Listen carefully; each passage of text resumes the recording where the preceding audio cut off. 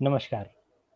आज हमारे साथ एक बिल्कुल नए लेखक हैं और इनकी किताब की चर्चा बहुत ज़्यादा इसलिए नहीं सुनाई दी है क्योंकि अ, नए लेखकों की किताब की बात कौन करता है। लेकिन इन्होंने जो विषय चुना है वो अनोखा है क्योंकि पहला तो ये ग्रामीण परिवेश पे है और दूसरा इस वजह से क्योंकि जो इन्होंने सब्जेक्ट चुना है उसमें एक महिला होती है और एक स्त्री के रूप में उसकी क्या समस्याएं हैं, एक पुत्री या एक बहन के रूप में उसकी क्या समस्याएं हैं और अंत में एक पत्नी के रूप में उसकी क्या समस्याएं हैं। इन पे कई सारी बातें हमारे लेखक महोदय ने की है। तो आइए पहले सबसे पहले हम लोग अपने लेखक महोदय से परिचय करते हैं और उनसे जानते हैं कि वो अपना परिचय कैसे देना चाहते हैं और अपनी किताब का परिचय कैसे देते हैं। स्वागत है। नमस्कार। नमस्कार। नमस्कार आनंद यार। सभी दर्शकों को मेरा नमस्कार है, प्रणाम है। मेरा नाम साकेत कुमार शर्मा है। बिहार में मगध क्षेत्र में, गया के पास, गया मगध क्षेत्र जो प्राचीन काल से ही फेमस रहा है, उस मगध क्षेत्र में नवादा जिले का मैं रहने वाला हूँ। और किताब की परिचय उम्मीद करेंगे किताब खुद दे तो ज्यादा अच्छा होगा, क्योंकि रास्ता उसे तय करना है। हमने तो सिर्फ उसे एक नाम दे दिया, उसको कलम के द्वारा एक आकृति प्रदान कर दी, लेकिन वो खुद रास्ता तय करेगी, वही ज्यादा उचित होगा। इस किताब में परिचय के नाम पे हमने इसके बैक कवर में दो पंक्तियां लिखी है, मैं वही सिर्फ परिचय देना चाहूंगा कि इस कहानी को तराजू के पलड़े में रखकर अगर आप तोलें तो शायद कुछ नहीं मिले, क्योंकि यह कोई स्वच्छंद विचरण करने वाली मन की आकांक्षाओं से दूर दूर तक नाता नहीं रखती।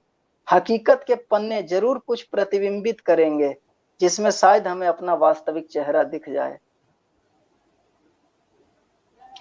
चलिए, काफी अच्छी बात और काफी वजनी या भारी भरकम कहें आपकी उम्र के हिसाब से।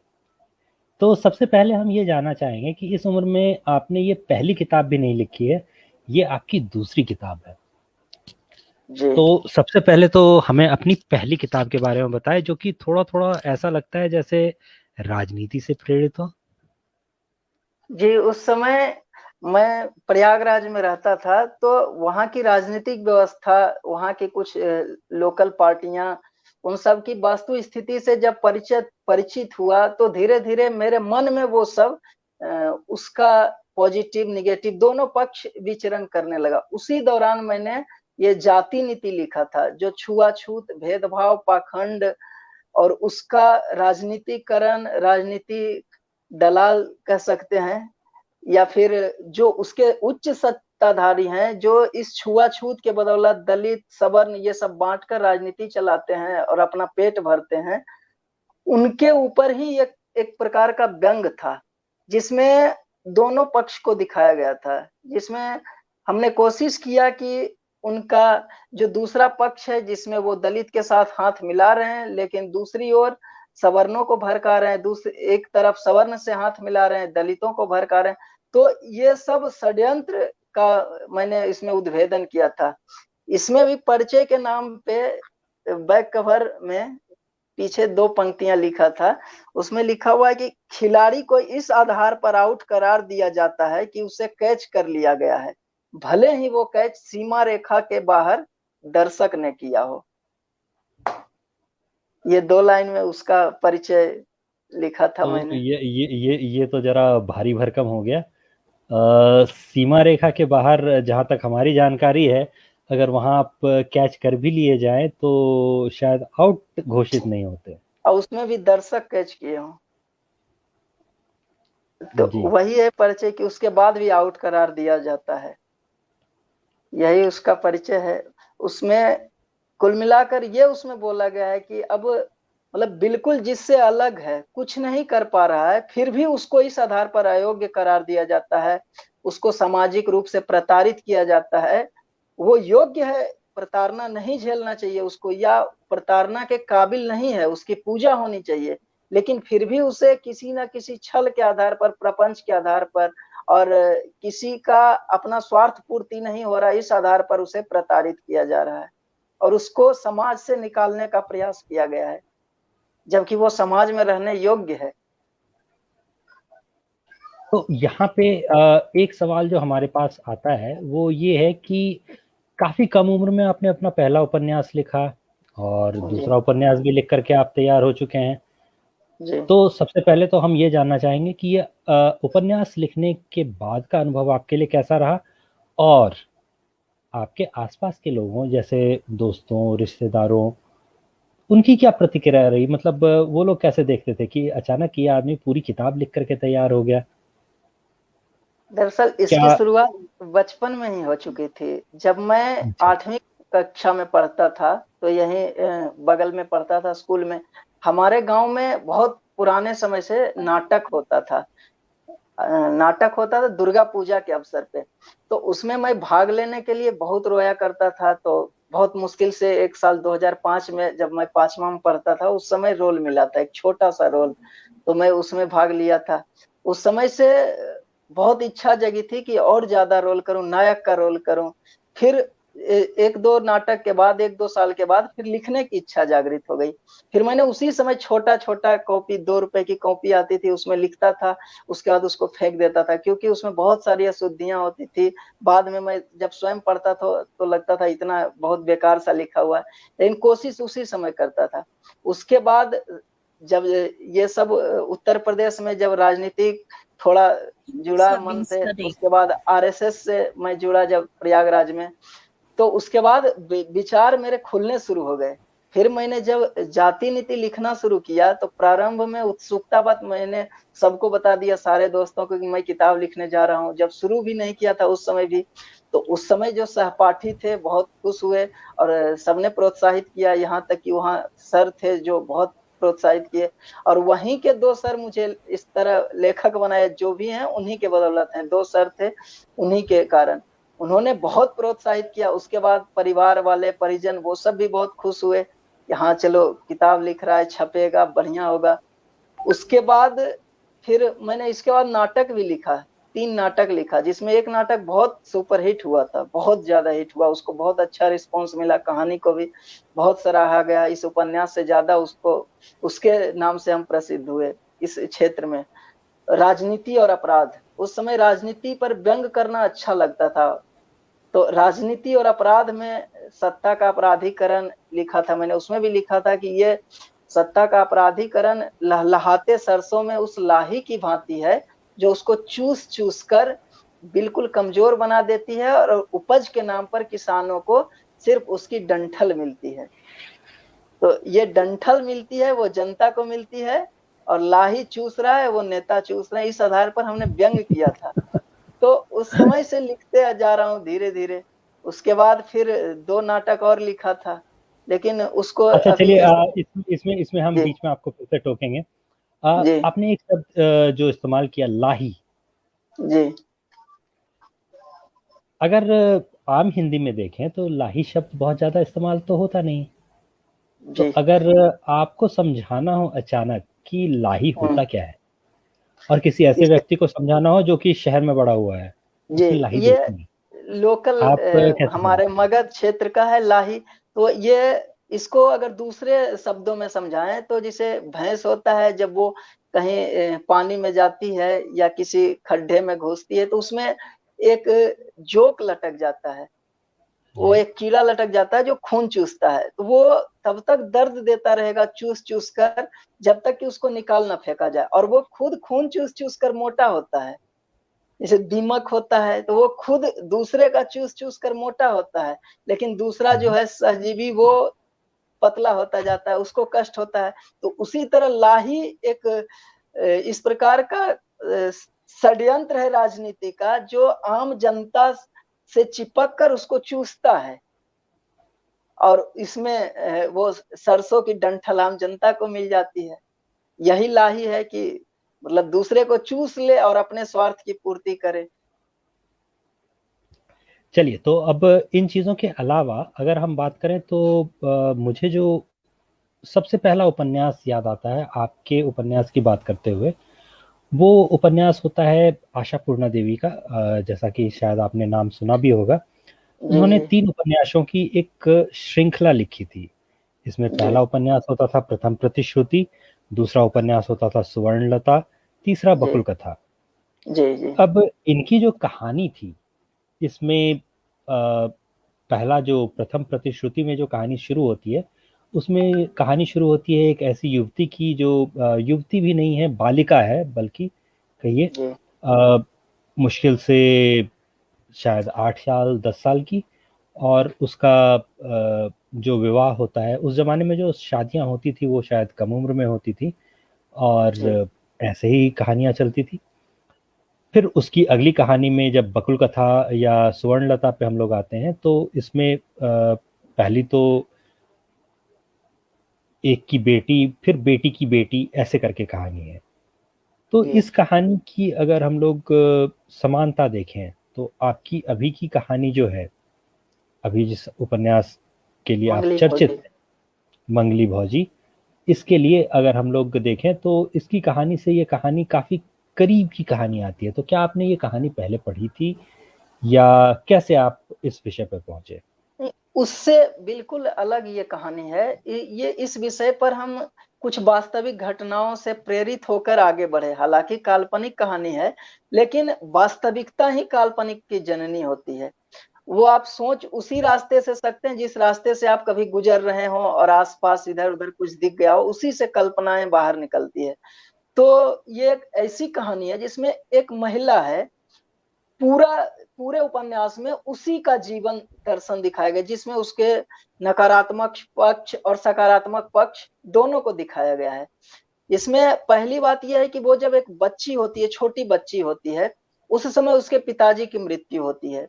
पिताजी की मृत्यु होने के बाद सर से गार्जियन अभिभावक का साया उठ जाता है।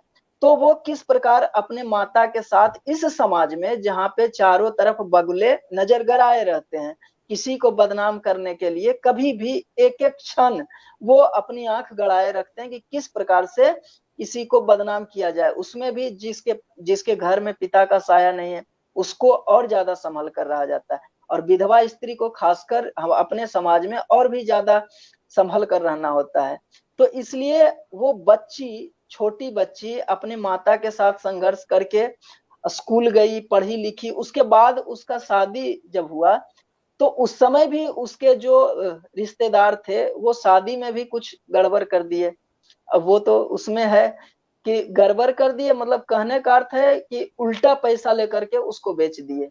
तो बेच दिए तो अपंग उसको पति मिला, अपंग पति मिला, उससे बहुत ज़्यादा उम्र की, उसकी उम्र 18 साल, तो पति मिला लगभग 40 साल का। उसके साथ उसको झेलना है। वहाँ पे भी सामाजिक कुरीतियाँ जो आस-पास की है, वो बहुत उसको परेशान करती थी। ताने वगैरह, एक छोटी-सी बच्ची, 18 साल की बच्ची और 40 साल का पति, वहाँ भी उसको ताना सुनना पड़ता था। इसी में है, उसके साथ ज़बरदस्ती भी कहीं-कहीं पे हुआ।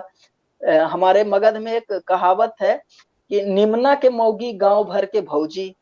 तो इस तरह से उसके साथ व्यवहार किया गया। इसका मैंने उल्लेख किया है कि निमना के मौगी गाँव भर के भौजी। तो इस तरह से वहाँ पे भी वो संघर्षरत रही, लेकिन कभी मात नहीं खाई। फिर जब उसका दिन वापस सुख की ओर लौटने लगा, तो उसके घर में चोरी हो गया, उसका जितना भी जो भी कमाई था सब खत्म हो गया। उसके पति, जो इसमें वो ब्राह्मण जाति की है, तो पति पूजा-पाठ करवा के पेट पालते हैं। तो उसके बाद उसका बेटा हुआ, तो एक बेटा अपंग था और एक ठीक-ठाक जो अच्छा कमाता था। तो बड़े बेटे की हत्या कर दी गई षड्यंत्र से। बिजली के करंट में किसी को ये अंधविश्वास में बताया गया था कि उसका बेटा अस्वस्थ है, तो दूसरे की बलि दे दो, तब तुम्हारा बेटा स्वस्थ हो जाएगा। तो उसके बेटे के साथ ये किया गया, क्योंकि वो कमज़ोर है, कुछ नहीं कर सकती है, तो उसके बेटे के साथ छल किया गया। अंत में वो शहर में जाकर स्कूल में पढ़ाने लगी, वहाँ पे भी उसके साथ बदतमीज़ी किया गया, उसको गलत नज़र से देखा गया। फिर वो एक सिलाई की दुकान खोली, तो गाँव के जो 3-4 नेता होते हैं आजकल के, आज के उस ज़माने भी में भी होते होंगे, तो ब्लॉक में बैठते हैं, जो जिनको सड़क छाप नेता, ठेठ बिहारी में सड़क छाप नेता कहते हैं। वो 1 कप चाय पीते हैं और वहीं बैठे रहते हैं, किसी ब्लॉक ऑफिस में, कहीं पे भी बैठे रहेंगे। तो उनको बड़ा बुरा लगा। उनके पास पता नहीं क्या बोला गया। वो आए घर पे, आके उसको मना करते हैं कि वहां आप नहीं जाइए क्योंकि आप अकेले जाते हैं, वहां गलत गलत काम कर रहे हैं ये वो। तो वो बोली कि हमारा विधवा पेंशन दिलवा दीजिए, कुछ पैसा मदद कर दीजिए तो हम गांव में ही कर लेंगे गुजारा। उसमें इनकी पगड़ी गिर गई। वो बोले कि हम मदद करने आए हैं तो आप ठेकेदार समझ लिए हैं। तो मदद के नाम पे कुछ नहीं मिला, बदनामी यहाँ भी मिल रहा है। अंत में मजबूरन उसको गांव छोड़ना पड़ा।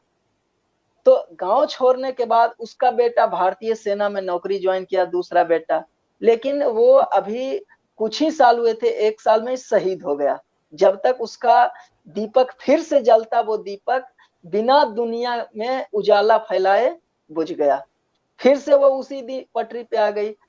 उस समय एक मंत्री जी गए तो शहादत की कीमत 5 लाख रुपए का चेक उसको देने लगे कि शहादत की कीमत 5 लाख रुपए का चेक। वो बोली कि नहीं, हम नहीं लेंगे, मेरा बेटा शहीद हुआ है देश के लिए, हम कोई दिक्कत नहीं, हम नहीं लेंगे। वो अपना गुजारा करने लगी सब्जी बेच बेच करके। जिस होटल के आगे सब्जी लगाती थी, वहां पे उस होटल वाले ने बोला कि हमारे ग्राहक परेशान होते हैं, हटो, उसका तोड़ फोड़ कर दिया सामान। वो जब पुलिस वाले के पास गई तो पुलिस वाले उल्टे इसी को डांटे। और वो बड़े अधिकारी से जब मिलने गई, जहां डीएम साहब उसके बेटे की शहादत पे आए थे उससे मिलने, वो भी उनसे नहीं मिले क्योंकि वहां भी रोड छाप जो नेता थे वो बैठे हुए घेरे रहते थे, चलो हम कर देंगे ये काम वो काम। अंत में वो मजबूरन चूड़ी बेचने लगी और वापस भटकते हुए उसी गांव में गई जहां उसका घर था, और अंततः वहीं मर गई। तो ये कहानी उससे अलग है। इसमें वो हर रास्ते पे उसको कष्ट मिला, कहीं सुख। इसका प्रस्तावना मैं पढ़ के सुनाना चाहता हूँ, जो मैंने अपने लिए लिखा, 2 शब्द लिखा है। उसमें इसका निचोड़ भी है इस कहानी का। अगर शायद उसको पढ़ दें तो पाठक को पूरी समझ में आ जाएगी ये कहानी क्या है। अगर आप बोलें तो मैं इसको पढ़ना चाहता हूँ। जी, ज़रूर। हम चाहेंगे कि आप किताब में से कुछ हिस्सा तो ज़रूर पढ़कर हमारे पाठकों नहीं को सुनाएँ। जी, ये अपनी बात में प्रस्तावना है उसमें। जिंदगी वो निष्ठुर चीज है जो हर आत्मा को चुभती हुई भी अपने साथ समेटे रहती है। कदम दर कदम मौत के आईने को सामने दिखाकर धोखे से उसकी आत्मचेतना को छीन लेती है, फिर भी अपने अंदर चेतना जगाने की निष्ठुरता कायम रखती है। पत्थर से कलेजे को चूर करके भी धड़कन को धड़कने पर मजबूर करती है। हर चोट के बाद उस आत्मबल से खड़ा करती है जो दुखों का लात खाकर लतखोर बन चुकी है। ये जिंदगी बड़ी लतखोर है। समय इसके जिस्म पर चोटों की अमिट छाप छोड़ती रहती है, पर भविष्य की चाहत में ये उस चोट को झेलती भी रहती है। मंगली का भी यही हाल था। दुखों का पहाड़ हर बार अपने पत्थरों के चोट से उसे सिर्फ घायल और लाचार ही कर पाया। तीसते घाव और कांपती रूह के साथ एक बार फिर से जिंदगी सूर्य के साथ अगले पड़ाव की ओर लेकर चल पड़ती है। ये कहानी है एक वीरांगना की, जो किसी पारंपरिक युद्ध न लड़कर प्रकृति और भाग्य के तीखे कटारों के सामने अपनी गर्दन अड़ाए रही। विधाता ने जब भाग्य रेखा लिखना शुरू किया तो उसके पास खुशियों की लकीरें खत्म हो गई थी। तभी उन्होंने खुशी लिखना भूलकर सिर्फ विपदा पल्ले बांध दिया। एक नाम मंगली, जिसके पिता तब चल बसे जब उसकी उम्र खेलने खाने की थी, जिसके पति लगभग जवानी में गुजर गए, जिसका पुत्र अधूरे उम्र में गुजर गया, गांव छूट गया, अपने छूट गए। विधना के खेल ने इस वृक्ष को जड़ से लेकर तने तक खोखला कर दिया। अपनों ने उस खोखले में तेजाब डालकर उसे मिटाने में कोई कमी नहीं छोड़ी, लेकिन वो एक मजबूत खजूर की भांति रेगिस्तान के आग और सूरज की तपन से सूखे होठों के साथ भी डटी रही। समय के बाहुबल को जानते हुए भी उसके खिलाफ लड़ती रही। हर बार मात खाई पर कदम पीछे नहीं हटाई। उम्मीदों के सहारे जब भी खुशियों की दीवार बनती है तो उसमें कोई न कोई छिद्र अवश्य होता है, जिससे काल अपनी कुदृष्टि से खुशियों को निगलने की राह देखता है। यह इसकी प्रस्तावना थी, मंगली भौजी उपन्यास की। चलिए, अब जरा-सा विषय को थोड़ा-सा बदलते हैं। आमतौर पे अगर आज के लेखकों को देखा जाए तो वो लोग ग्रामीण पृष्ठभूमि पे नहीं लिख रहे होते। कम से कम इतने गरीब लोगों के बारे में तो बिल्कुल नहीं लिख रहे होते। तो आपने जब ये विषय चुना तो क्या सोचकर चुना था? मतलब आपको लगता था कि पाठक इस विषय को पढ़ना चाहेंगे, या कैसे, या यही विषय था जो कि आपके मन के करीब था, जहाँ पे आप चाहते थे कि अ, मैं अपने लेखन शैली के साथ कुछ न्याय कर सकता हूँ, इस वजह से आपने ये विषय चुना? कैसे चुना था ये विषय? विषय का चुनाव उस समय हुआ जब सुख दुख के बीच जब नाव डोलता है तो उसमें सबसे ज्यादा दुखी हमको इस दुनिया में, इसी कल्पना के सागर में यही मंगली नजर आया, जो एक काल्पनिक प्रतिमूर्ति है किसी की। तो सबसे ज्यादा दुखी नजर आई, फिर भी कभी किसी को दोष नहीं दी। जबकि आज के समय में अगर किसी को ठेस भी लगता है तो वो पत्थर को दोष देता है, कहीं चोट लगा तो वो किसी और को दोष देता है, लेकिन हर बात पे भगवान को कोसता है कि हमारे साथ भगवान ये कर दिए, और भगवान ये चीज दे दीजिए तो हम आपको ये देंगे।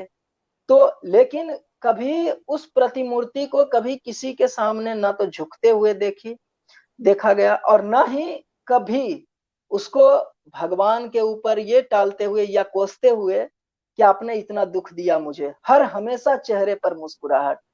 तो उस समय मुझे लगा कि शायद दुनिया को ये दुखों की कहानी जाननी चाहिए, और ये जानना चाहिए कि कर्म प्रधान और कर्म करते रहना चाहिए, सुख दुख इस भंवर में छोड़ देना चाहिए।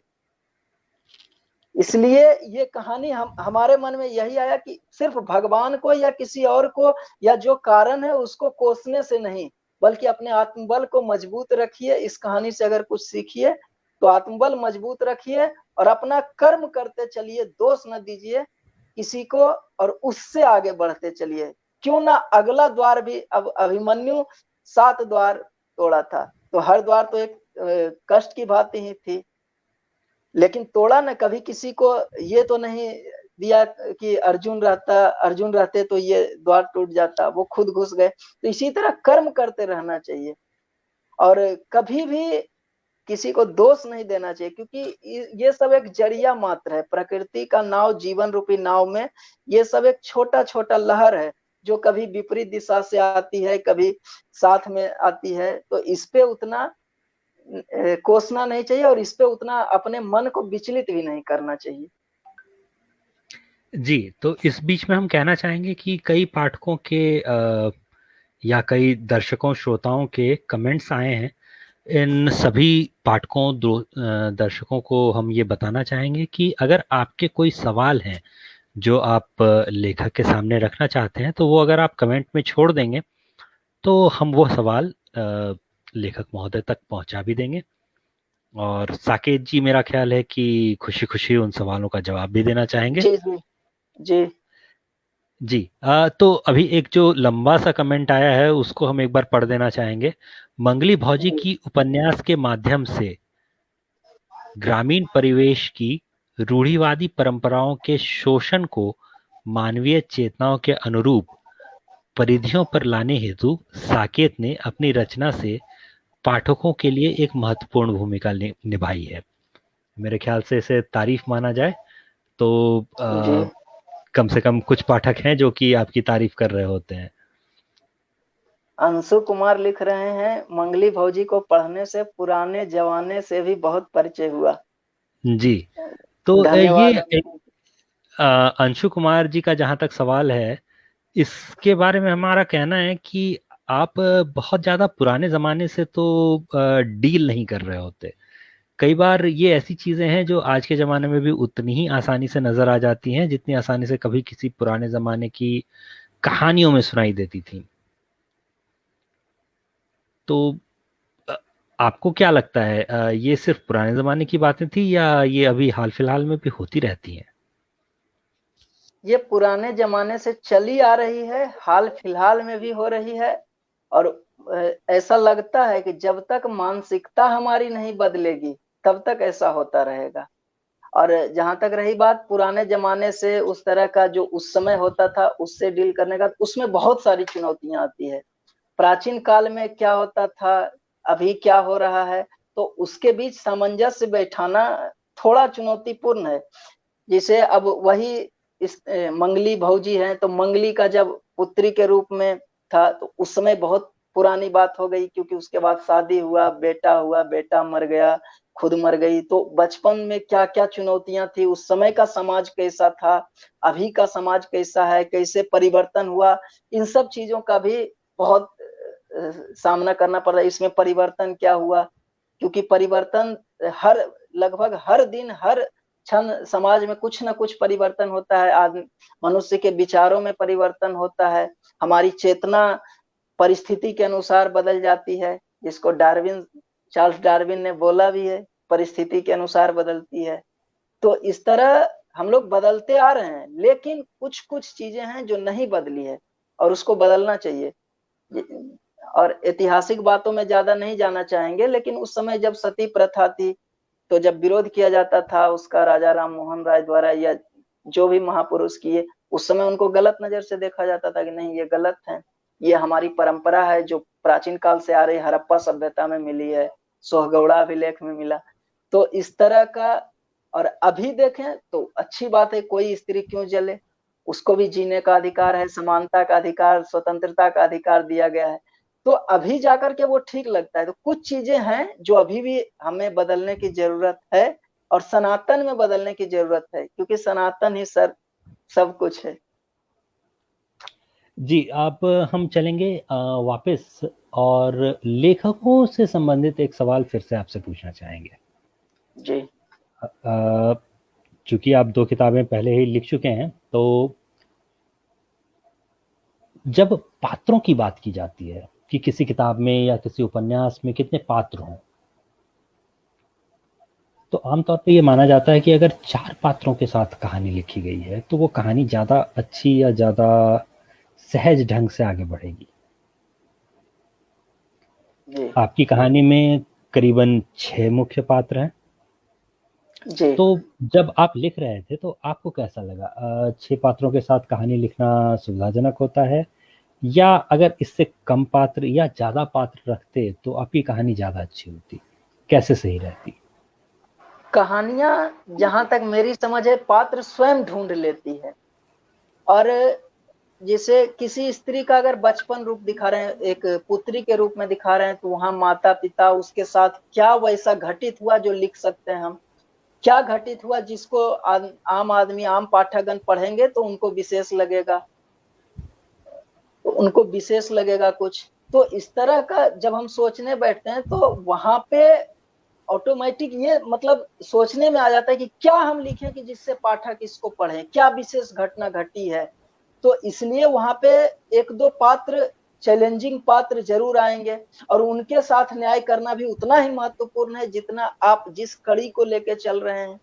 तो इसलिए वहां से फिर जब शादी हुआ, तो वहां भी चुनौती जब मिल रही है, तो कोई ना कोई पात्र जरूर होंगे जो उनको चुनौती दे रहे होंगे। जैसे राम को रावण चुनौती दे रहा था, तो इसी तरह से कोई ना कोई विलेन, जिस प्रकार से दूसरे शब्दों में, आज के आधुनिकता के शब्दों में विलेन कहा जाए, तो कोई ना कोई चुनौती देने वाला तो जरूर है।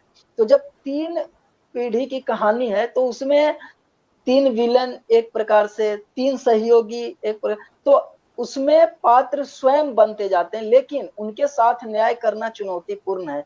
कोई पात्र हंसिए पर ना चले जाएं, और कोई किन्हीं के साथ ज्यादा अतिशयोक्ति न हो, इसलिए थोड़ा चुनौतीपूर्ण होता है। लेकिन कहानी को सुसज्जित, उनमें अब एक पेड़ में जब तक 3-4 शाखाएं नहीं होगी, उसमें फूल नहीं खिलेंगे, उसमें कांटे नहीं होंगी, तब तक गुलाब का वैसा खुशबू नहीं मिल पाता है। ठीक है, तो अब एक बार घूम करके आपकी दोनों किताबों पर आते हैं। पहली जी। किताब में आपका विषय जहाँ बिल्कुल राजनैतिक है, वहीं दूसरी किताब में आपका विषय पूरी तरह से सामाजिक हो जाता है। तो जी। इन दोनों विषयों के बीच में एक विषय से दूसरे विषय पर घूमकर आने में आपको कितनी मुश्किल हुई? पहली किताब मेरी पब्लिश हो गई थी 28 मई 2017 को। उसके बाद 1 साल तक सिर्फ हम सोचते थे, सिर्फ मतलब छोटी-छोटी कहानियां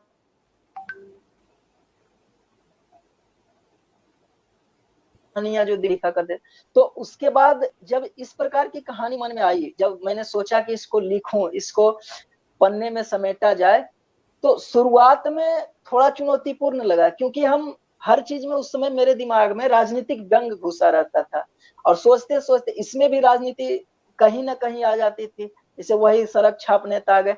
तो राजनीति पर व्यंग करना, ये शायद मैं उसी समय से, जो जब अधकच्ची उम्र होता है 17-18 साल का, उस समय जो घुसा, तो उससे पीछा छुड़ाना मुश्किल हुआ। लेकिन राजनीति से सामाजिकता में आने में वैसी कोई चुनौती नहीं मिली। हाँ, ये है कि उसको लेखन में ढालने में चुनौती लगा, कि किस प्रकार से इसका वर्णन, समाज का वर्णन हो जो वास्तविक लगे, पढ़ने वाले को पता चले कि हाँ, ये किसी प्रकार का चलचित्र जैसा चल रहा है, किसी स्थान विशेष का उल्लेख जब हो रहा है तो वो मानस पटल पे एक छाप छोड़े। तो इस चुनौतीपूर्ण, थोड़ा सा चुनौतीपूर्ण लगा, लेकिन धीरे धीरे फिर चीजें सामान्य हो गई। तो नवादा के ग्रामीण परिवेश में बड़े होना इसमें सहयोगी रहा आपके एक लेखक हो जाने में? जी, सहयोगी रहा। बचपन से ही कुछ ना कुछ, जिसे जो बताया आपको कि नाटक का कुछ सहयोग मिला, कुछ आसपास जो चीजें घटित हो रही थी उसका सहयोग मिला, और इसमें लेखन में हमने आंचलिकता को थोड़ा थोड़ा घुसाया, जो कि दाल में छौका का काम करती है। क्योंकि कुछ लोकोक्तियां होती है जो कि ये भी शायद मगही लोकोक्ति है, तो ये सब उसमें और ज्यादा काम कर, क्योंकि जब मगध क्षेत्र का रहने वाला जो उसी परिवेश में पला बढ़ा है, अगर उस क्षेत्र की कहानी को उजागर करता है, उद्वेदित करता है, उसमें जो पात्र हैं वो क्षेत्रीय भाषा बोले, जो अब जैसे अनपढ़ कोई व्यक्ति है जो पढ़े लिखे नहीं है, वो हिंदी और अंग्रेजी में तो बात नहीं कर सकते हैं। वहीं कोई डॉक्टर आ गया पढ़ के इसी कहानी में, तो वो मगही में ज्यादा नहीं बोलेगा, वो कुछ ना कुछ हिंदी या उसमें इंग्लिश जोड़ ही देगा। तो इस तरह का भी न्याय करना चुनौतीपूर्ण होता है। लेकिन हम एक एक पात्र पर विशेष समय देकर सोचते थे कि अगर ये अनपढ़ है, पढ़ा लिखा नहीं है, तो ये बात करेगा तो इसमें क्षेत्रीयता नजर आनी चाहिए, नजर आएगी ही। और जो बाहर से पढ़ के आया है, अब डॉक्टर है, तो वो कुछ ना कुछ बुखार को फीवर बोल ही देगा, या फिर जो भी है अंग्रेजी शब्द है उसका इस्तेमाल करेगा ही। अब आला को आला तो बोलेगा नहीं, लोकल क्षेत्र में जिस प्रकार आला बोला जाता है स्टेथोस को।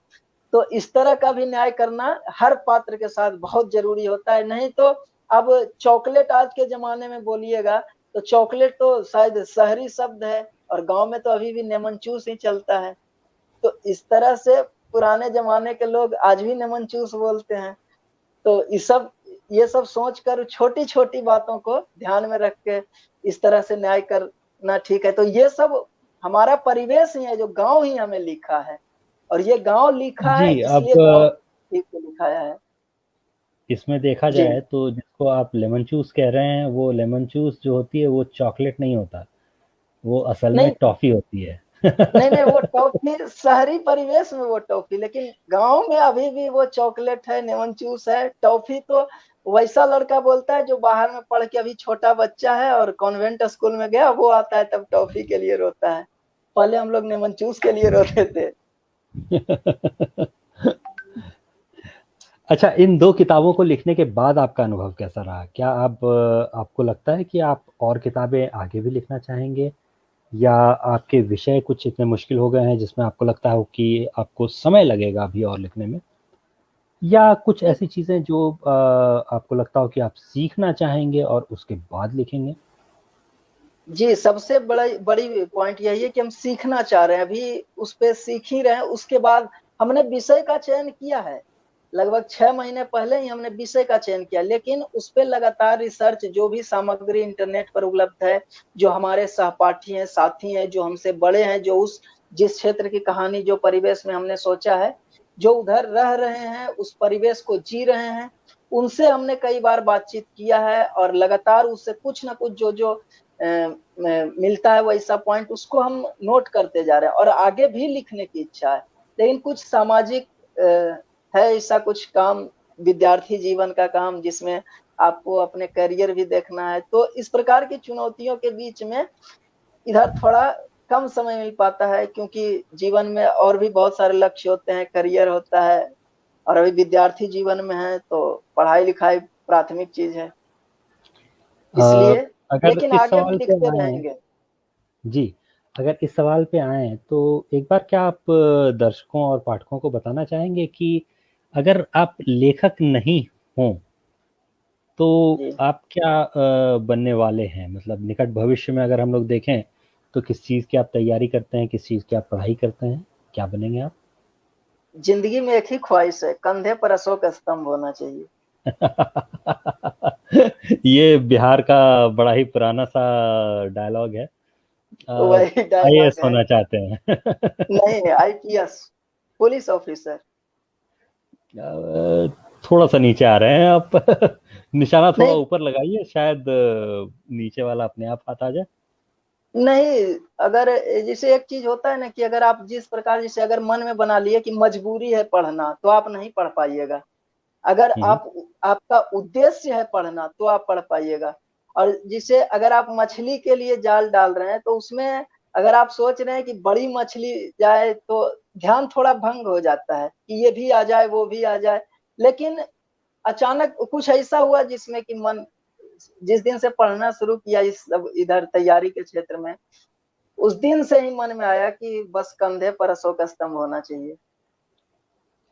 ठीक है, चलिए इसके लिए आपको ढेरों शुभकामनाएं। मेरे ख्याल से मेरे अलावा कई पाठक भी आपको इस बारे में शुभकामनाएं देना चाहेंगे। तो जी। इसमें एक सवाल फिर से घूम फिर करके आ जाता है कि 8 घंटे अगर आपको आईएएस या आईपीएस की प्रतियोगिता परीक्षाओं की तैयारी करनी है, तो इसके बीच में आप पूरी पूरी किताबें लिखने का समय कहाँ से निकाल लेते हैं?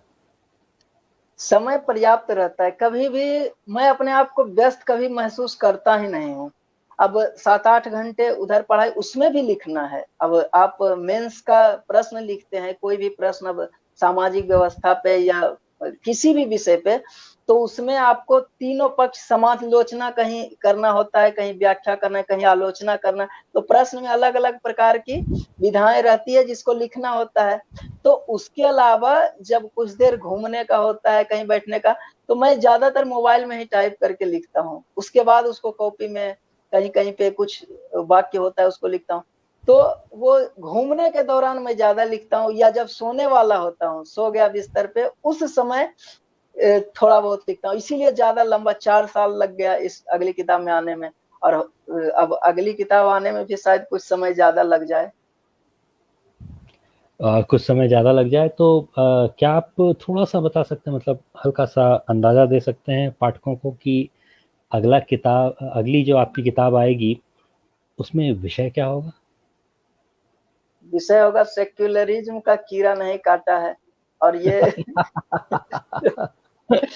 और दूसरा हिंट ये है कि आज जो मुखौटा पहन के आधा इस तरह से रखे हैं, कभी हम लोग पूछते थे शिव और पार्वती का अर्धनारीश्वर स्वरूप, लेकिन अब उसी, वो तो पवित्र पूज्य थे, लेकिन अभी जो गिदड़ की, शेर की खाल ओढ़कर कभी आते हैं, लेकिन शेर की खाल नहीं, कुत्ते की खाल ओढ़कर आ जाते हैं।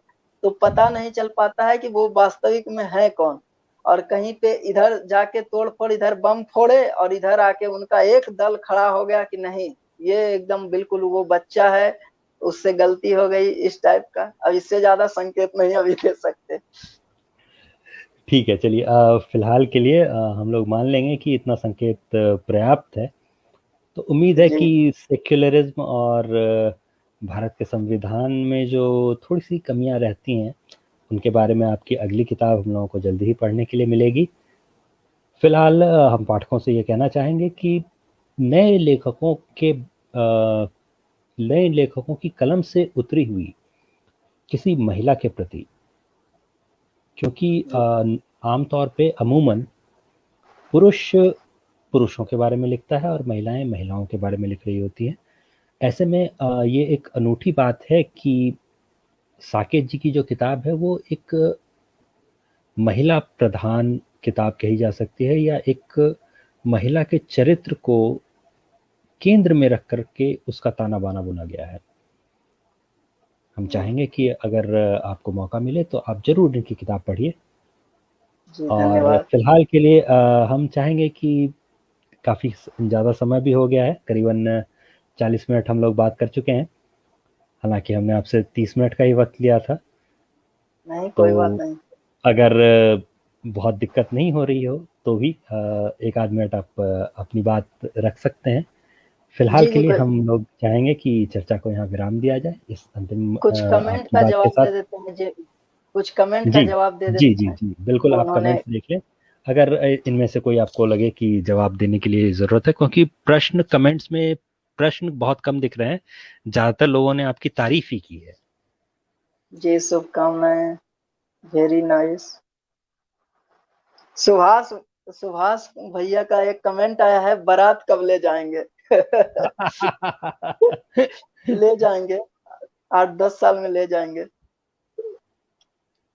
भाई और इतनी कम उम्र में बिहार में शादियां कहाँ होती हैं? वही तो, और वो बारात जाने की सुभाष सोच रहे हैं। सुभाष भैया से पूछिए कि भाई उनकी खुद की कब हुई थी, कम से कम उतनी उम्र तक तो परीक्षा करें। वो बाल विवाह के शिकार थे।